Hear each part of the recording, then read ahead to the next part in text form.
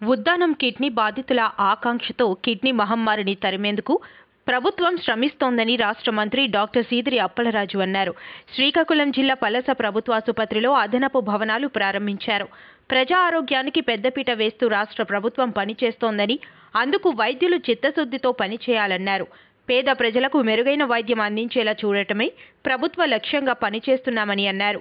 నాడు నేడు నిధుల ద్వారా ఆసుపత్రులు ఆధునీకరణ చేసుకోవడంతో పాటు 5.50 కోట్ల రూపాయలతో పలాసలో అదనపు భవనాలు నిర్మించుకున్నామని అన్నారు. చాలీచాలని గదులలో ఇన్నాళ్లు ఇబ్బందులు పడ్డారని, ఇప్పుడు విశాలమైన సౌకర్యవంతమైన గదులు కల్పించామని చెప్పారు. అన్ని వసతులు పరికరాలు ఏర్పాటు చేశామని అన్నారు. రోగులకు మెరుగైన వైద్యం అందించేందుకు వైద్యులు సిబ్బంది ఉత్సాహంగా పనిచేయాలని కోరారు.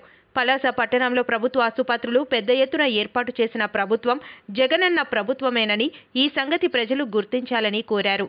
ఈ కార్యక్రమంలో పలాస కాశీబుగ్గ మున్సిపల్ చైర్మన్ బల్ల గిరిబాబు, ఆసుపత్రి అభివృద్ధి committee chairman Dabbiru Bhavani Shankar, senior నాయకులు హనుమంతు వెంకట్రావు దొర, AMC chairman PV Satish Kumar, పట్టణ అధ్యక్షులు సింహాచలం, ఎంపీపీ ఉంగ ప్రవీణ, జెడ్పీ వైస్ చైర్మన్ ప్రతినిధి పాలిన శ్రీనివాస్, వైస్ చైర్మన్లు బోరా బుజ్జి, మీసాల సురేష్ బాబు, మున్సిపల్ విప్ దుర్గాశంకర్ పండా తదితరులు పాల్గొన్నారు.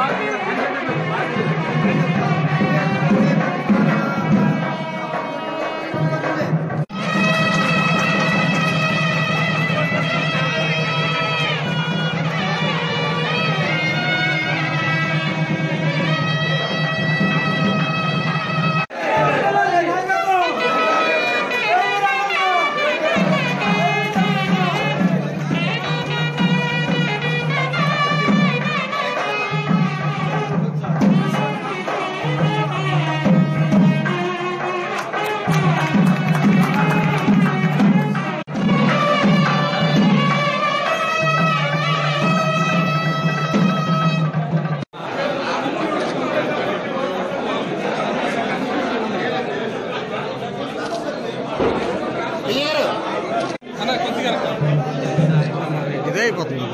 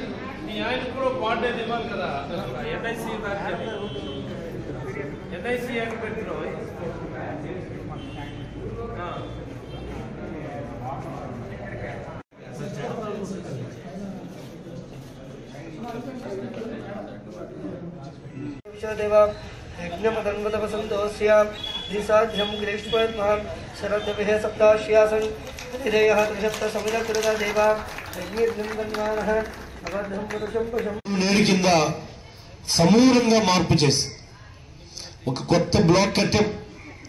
మార్చినవన్నీ కూడా కట్టాం.